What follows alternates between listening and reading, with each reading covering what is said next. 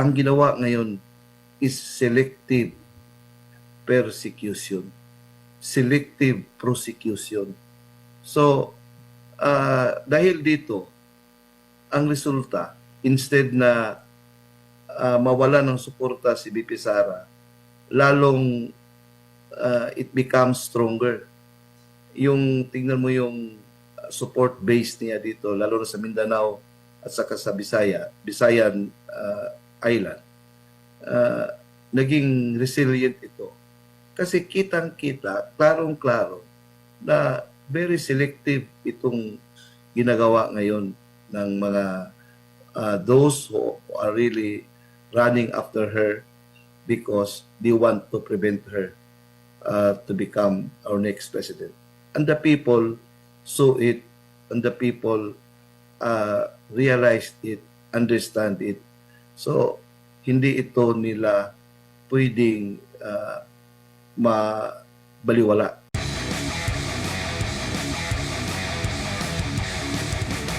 Ihaharap daw nila bilang witness. Unahin ko muna itong si Mary Grace Piatos. Ano ang tingin mo dito, attorney, sa ganitong klase na mga pahayag, lalo na sa prosecution? Well, that is their prerogative. Pero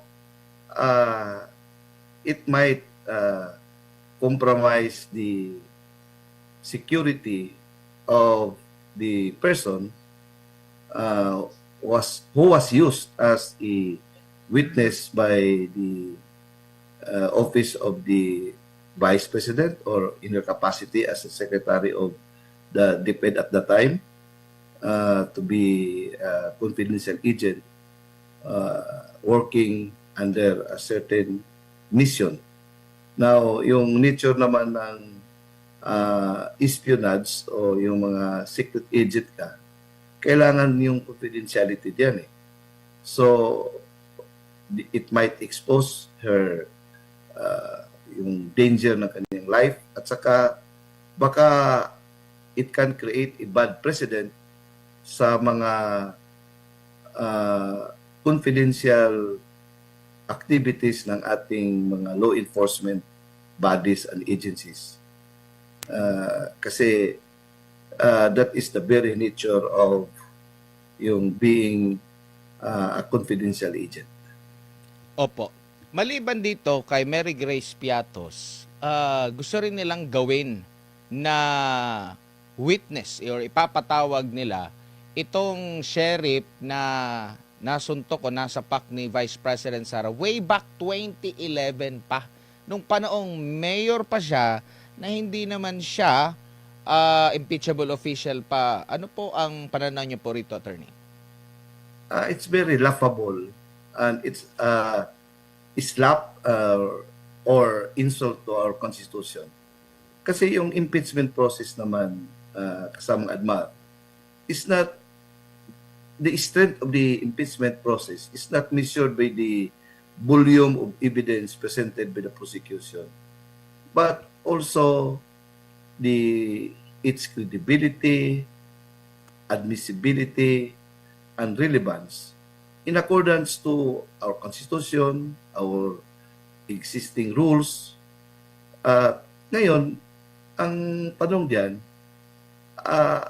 until when man yung responsibility ng isang impeachable official. Kaya nga, yung impeachment process, yung accountability under the Constitution, it is only reserved for high crimes and misdemeanors committed by yung identified high officials of the government during their yung period na where they can be subject for impeachment.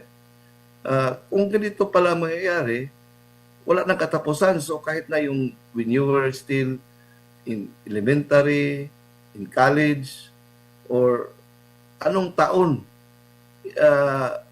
any activity na ginagawa mo, pwede palang kalkalin outside of the term of your office that in which you are subject for an impeachment, being one of the highest officials in the land.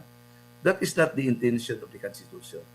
Pero at any rate, klaro masyado Kasama Admar na what they're trying to achieve is not really accountability but political demolition against the Vice President. Pwede bang tumanggi yung sheriff na yun, dating sheriff na yun, na lumahok dito sa impeachment? I don't know. Baka hindi siya makatanggi because of the possibility of being cited in contempt. I don't know. Pero yung relevance naman diyan, ang question diyan yung relevance of the evidence.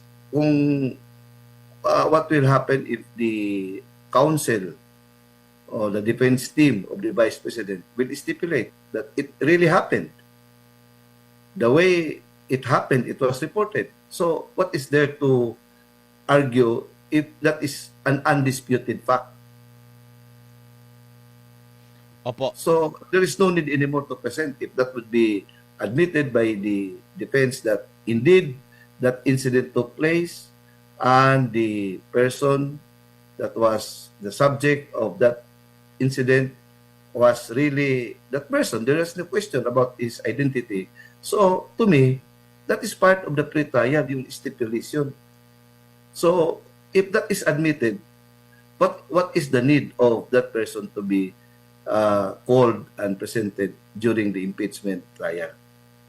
Opo, speaking of itong dating sheriff, ipakita lang natin na attorney ha, yung recent niya na post, no. Ang sabi niya dito, public announcement, please do not involve me in any partisan political matters. I have been appointed in the Supreme Court as a Human Resource Management Officer, a second-level position. It is my position ever since to refuse to comment on the incident when I was holding a first-level position, particularly Sheriff 4 of the Regional Trial Court. The media reports are self-explanatory. Actually, nandun pa ako sa Davao City nito, attorney, nung mangyari yung insidente. At nagkaayos na ito sila eh. Si Vice President o then Mayor Sara Duterte at ito ngang si Ginoong Abby Andres, attorney. Exactly. That's the point. That would expose the diabolical intention of the prosecution, that they are not after accountability but their main objective talaga, which is now being exposed, is really political in character, to demolish the credibility of the Vice President, to yung mudslinging, lahat ng propaganda ito eh. So ang tanong nito, will they succeed? I don't think so. Opo, attorney, bigyan lang natin ng konteksto, no? Lalo na yung mga hindi nakakaalala. Ano bang nangyari? Bakit nasapak ba yun ng Mayor Sara? Kasi during that time, nandun din ako eh, nagkaroon ng kalamidad sa Davao. Kung maalala mo, attorney, yung Davao River na marami mga kabayan pinasok ng baha, lagpas tao na, marami ding bilang ng mga nasawi. During that time, nanguna itong si Mayor, Vice President Sara Duterte, sa pagtulong sa mga apektado ng kalamidad at humihiling siya na pwede mag-extend pa ng at least 2 hours kasi pupunta ako dyan at hindi makikinig sa inyo yung mga tao, kakausapin ko sila. Pero bigyan mo ako ng 2 hours pa na dagdag kasi nga merong inaasikaso.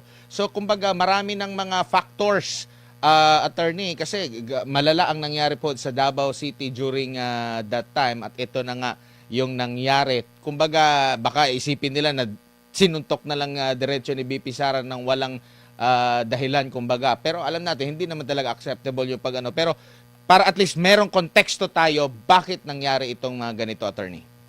Exactly. In fact, that event endeared BP Sara to the hearts of the Davaoenos and even to the Filipinos who were watching that particular episode. Kasi nakita mo yung kaniyang leadership at saka yung malasakit niya sa mga aping-api at saka yung mga marginalized sectors or people in Davao who needed leadership, who needed help at that time.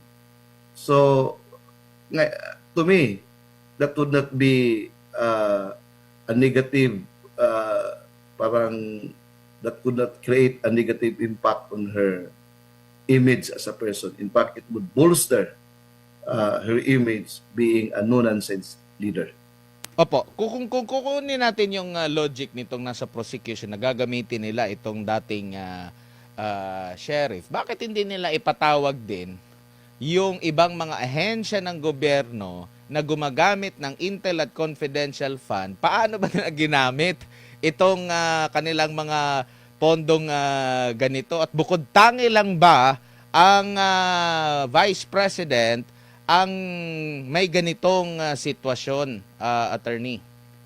Kaya nga, Admar, nakikita mo ngayon, people are watching, people understand what is happening. It is, ang ginawa ngayon is selective persecution, selective prosecution. So, dahil dito, ang resulta, instead na mawala ng suporta si BP Sara, lalong it becomes stronger. Yung tingnan mo yung support base niya dito, lalo na sa Mindanao at saka sa Visayan Island, naging resilient ito. Kasi kitang-kita, klarong-klaro na very selective itong ginagawa ngayon ng mga those who are really running after her because they want to prevent her to become our next president. And the people saw it, and the people realized it, understand it.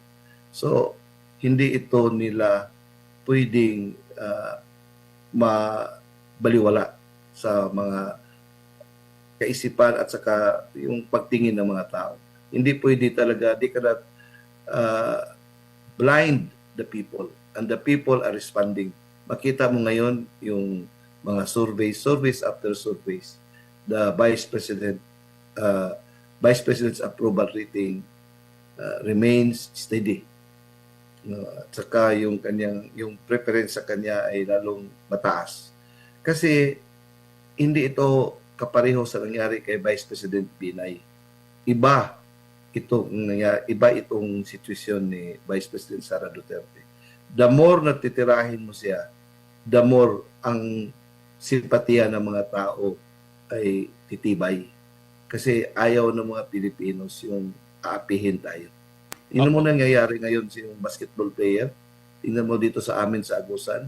Talagang masakit kasi makita natin yung sympathy ba. Although hindi ba ito politika, pero makita mo yung mayroong aspect nito na pang-aapi. Kaya nga, kung aapihin mo ang tao, lalong ang mga supporters nito ay magalvanized, ma-unify mo. Kasi para itong agos ng tubig, hindi mapipigilan. Opo. Dito po tayo sa naging mga ganap sa pre-trial, no. Marami tayong mga naririnig kasi ang medyo mas maingay dito itong sa prosecution, no. Na kesyo, tunog lata, meron pang mga pahayag na dapat dumalo si Vice President Sara Duterte, tapos meron pang mga pahayag sila na dapat para mapabilis kung same lang din naman ng mga documents yung gagamitin nila, same lang yung marking para dire-diretso, tapos may paliwanag ang depensa rito kasi may mga instance pala na yes, same yung documents pero merong kulang ang pahina, yung isa photocopy, yung isa certified true copy. Medyo maingay ang nasa prosecution po. Pero sabi nga ng mga abogado rin na nakakapanayam ko, attorney, kung nakikita mo ang kalaban mo, halimbawa kasi tingin nila parang mga mali ang ginagawa ng nasa depensa sa panig ni Vice President Sara Duterte, dapat pabayaan mo. Kasi pabor yan sa iyo. Pero dito, meron silang mga puna. Anong basa nyo po dito, attorney? Makita mo naman yung kasabihan na kung yung tubig ay yung Malalim. Yung malalim, di ba, kuhan yan, tahimik. Tahimik. Pero kung ang tubig ay mababaw, noisy yan eh.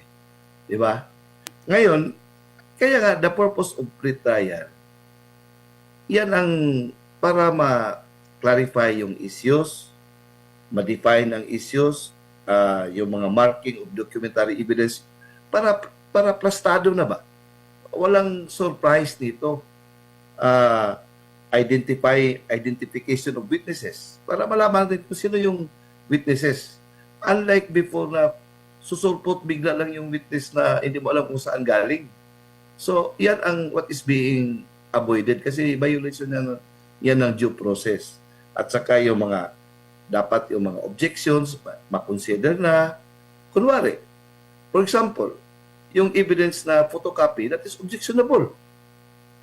Kasi kailangan sa documentary evidence, it should be original. At saka yung mga i-simplify yung proceedings. Kasi, for example, like yung sa sheriff, what is the need? Assuming lang, what is the need to present that sheriff if that particular allegation is being admitted and accepted by the defense that it has happened? Iba lang yung context as what being explained by you. Alam naman ng buong Pilipinas ang nangyayari na yan. Actually, kung i-revive yung mga pangyayari na yan, yung konteksto, lalong magpapatibay yan sa yung image ng ating Vice President. Opo. Dito po sa... Kasi alam natin, impeachment court, hindi talaga regular court, no? May halong politika din talaga ito. Kaya ba nagiging may mga ganitong klase ng propaganda o mga pahayag dahil maliban sa impeachment court, haharap din si Vice President Sara Duterte sa Court of Public Opinion. Court of Public Opinion, attorney. Yun nga, the purpose talaga is sui generis ito. Hindi ito purely judicial. In fact, hybrid 80% to my mind is political. So away ito ng politika. Political perception. Sige nga, kung ganyan ang approach nila, I think the Vice President is also prepared to engage that kind of political battle. So it's a battle of winning the hearts and minds of the people. At the end of the day, makikita natin ngayon kung yung impeachment by yung House of Representatives being supported by Malacanang, yung kanilang move ngayon, yung would it succeed or will it backfire? Kung ganyan ang kanilang approach. Kasi wala talagang ebidensya dito eh. To my mind, kung titirahin mo si BP Sara sa confidential fund, paano na ngayon yung mga confidential funds ng ating presidente, yung ating mga Secretary of National Defense, sa ating mga armed forces, sa PNP, lahat ng mga nandiyan sa security sector. Now, that would create a bad precedent na hindi naman talaga ang intention niya. Kaya nga, Admar, yung Mossad, yung CIA, wala yan silang, they are not required to disclose how these confidential funds are being spent. In fact, we are also like that. Isang certification lang. Kasi confidential nga eh. Now, kung gagamitin yan, assuming ma-force si Vice President at saka yung kanyang team to present piatos, kung sino man yan, kawawa yung tao na yan. So, it would boomerang yung reality ba about how these confidential funds are to be spent. Now, you are talking about 125 million. Paano mo ba yan ibibenta if the trillions of pesos na ninakaw as a result of the ghost flood control projects, non-existent. Paano mo yan ibenta kung yung flood control projects na ghost amounting to trillions as being reported, hindi mo pa nga iniimbestiga. So, talagang makita mo yung gross disparity diyan eh. Si Vice President Sara Duterte is that one of those being reported to have received a maleta of funds. And Vice President Sara Duterte is that one of the officials na mayroong insertions sa GAA. But pag initan mo siya sa isang amount na as parang minuscule as compared to the huge amounts na talagang being wasted and being pocketed to the corrupt officials na wala man lang investigation tinatakpan. So, ito palang dalawang narrative na ito, Admar, makita mo na talaga ang injustice at saka yung persecution. Opo. Pangalawa, Sige po. itong sa about tax records, may batas man talaga na this mga tax records mo are confidential in character. O ngayon, habulin mo pa yung kanyang asawa. Meron namang batas tayo, Data Privacy Act. Unless kung makonect mo yan, may nexus, connection, na ginamit yan for graft and corruption purposes, that's the time that that can be open. Pero kung wala yung nexus, connection yan, yan pwede yan. That is fishing expedition. Opo, dito naman po sa posibilidad na mag-issue ng gag order. Kakayanin ba kaya yan, attorney, yung impeachment court? Oh, wag kayong maingay sa labas, dito lang sa korte kasi televise din naman ito eh. Now, paano ba yung court of public opinion? Baka wala nang bintay nila. The impeachment should be done in a transparent manner. Kailangan yan eh. Because kaya nga, people should be informed kung ano. Kasi Sara Duterte was elected by 32 million Filipinos. And this mandate should not just be thrown away by a mere yung whimsical and capricious manner of removing her through parang manipulated at saka invented na mga allegations. People should know why their candidate, why their official that they voted must be removed from office. Did she really violate an impeachable offense? Kasi kung meron mang mga crimes, for example, yung grave threats, kaya nga meron man tayong criminal case. Meron man tayong criminal proceeding. Meron man tayong administrative proceeding. Kaya nga, iba itong nature ng impeachment proceeding kasi this involve high crimes and misdemeanors. Kaya nga yung mga lower crimes, meron tayong mechanism dyan to address. Now, kung pati yung event na tatapos na because may context dyan, kalkalin mo pa, ano ba yung impeachment na yan? Dapat sana yung impeachment process ay would only be limited to the acts that the impeachable official, like in the case of BP Sara, only those acts that she allegedly committed during 2022 up to the present. Kasi ito yung position as Vice President na siya ay being impeached and being tried in the Senate. Hindi man kasama yung when he was still a mayor. So, ganito yung logic yan. Kung mag-umpisa, normally yung mga politician, umpisa yan siya konsehal, pagkatapos mayor, pagkatapos vice governor or governor, congressman, senator, and then kung siswertehin man, maging presidente o maging vice president. kailangan ba yung mga acts mo as konsihal, mayor, vice governor, congressman, at saka yung governor, kailangan ba kalkalin yun? Wala naman yan. Hindi naman yan ang intention ng batas. Kasi assuming you may have committed acts during those times, may batas naman to address. Ngayon, nakasundo sila. So what's the issue there?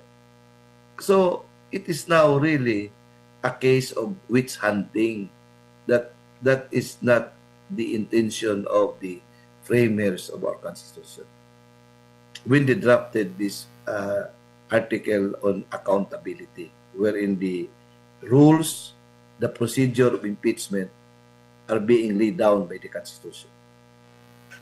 Opo, at ito rin po ba yung dahilan din po yung sinasabi niyong pagkakaiba sa regular court dito sa impeachment proceeding, attorney? Kung bakit ang wisdom ng mga framers ng 1987 Constitution ay ginawang 2/3 o super majority o kailangan ng 16 na boto para ma-impeach ang isang individual? Yes, because the official that is a subject of an impeachment ay malalaking official. Like for example, Presidente, Vice President, may mandate ka sa tao because you were elected by the people.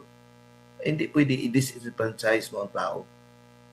Kaya nga, if you are being removed by political actors like senators who are also given mandate by the people, kaya nga they have to balance that. Kung kailangan ba kung meron ba talagang basihan ito. Kaya nga yung threshold ay 2/3. Yan naman din doon sa I think in the US Constitution 2/3 in doon. If I'm not mistaken. Kailangan super majority talaga. Po. Dito naman po sa sa preside. Kasi nung una, ito yung parang nagtataka ko. Nung una, 'di ba, nagkaroon ng reorganization kahit 12 sila, binakante nila, meron silang acting Senate President, tapos meron silang pagbabago doon sa impeachment at sa kanilang pagbabago, pwede silang pumili sa kung sino ang magiging presiding officer based sa rules, no? Kasi sa 1987 ang malinaw lang ata Constitution, ang presidente, Chief Justice, yun lang yata yung malinaw. So dito tayo sa rules ng Senate. Pero questionable yung set of na yun, yung mga senador.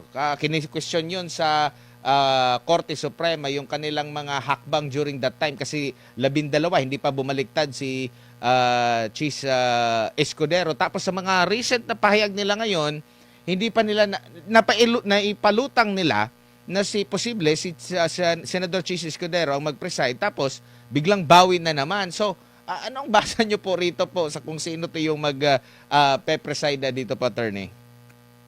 Kaya nga, if you elect a Senate President, talagang ikaw yung primus inter pares.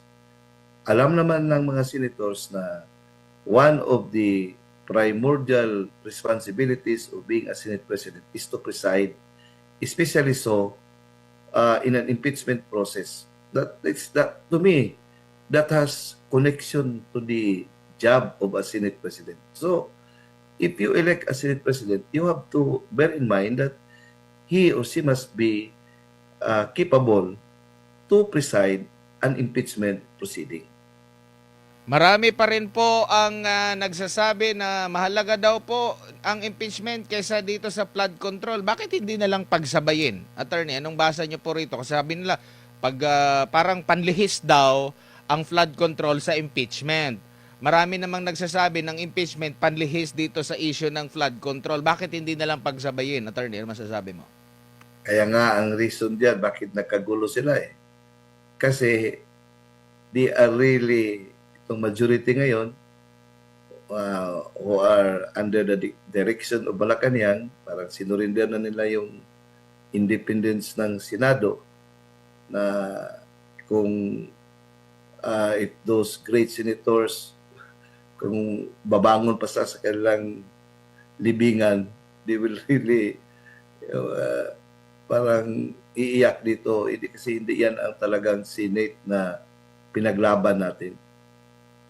Nalaman, can you recall yung historic votes ng magnificent senators, yung those senators who voted against the extension of the U.S. bases. Notwithstanding that the president at the time, Cory Aquino, even went to the Senate to plead for the ratification of the U.S. bases agreement. But at that time, the Senate stood its ground and showed to the country of its being independent. Kaya nga, yan ang history ng Senado. Pero ngayon, parang ginigive up na nila. So makikita natin na pinag-awayan nila, not because of, to me, secondary na itong impeachment. Ito talaga is to cover up this monumental crime, unprecedented crime. Hindi pa nangyari sa history ng ating bansa itong pagnanakaw na trillions talaga. It's really a great injustice sa ating lahat. Kasi these monies, these billions or trillions, sabi nila, would have been used for lahat ng mga pangangailangan natin. Gamot, hospitals, mga roads, bridges, infrastructure, nawala yan. Parang bula. And then napunta sa packets ng mga corrupt officials. So, ngayon nakita natin yung testimony ng mga 18 Marines. Meron pala mga senators dyan na nakatanggap din. So, ay talagang there is really a grand conspiracy to whitewash or to cover up this monumental crime. At ngayon, inuuna pa yung impeachment na talagang there is no other motive except to decimate the support of Sara Duterte and to eliminate the Dutertes from the political scene, from the political battlefield. Hindi naman yan ang diwa at espiritu ng demokrasya.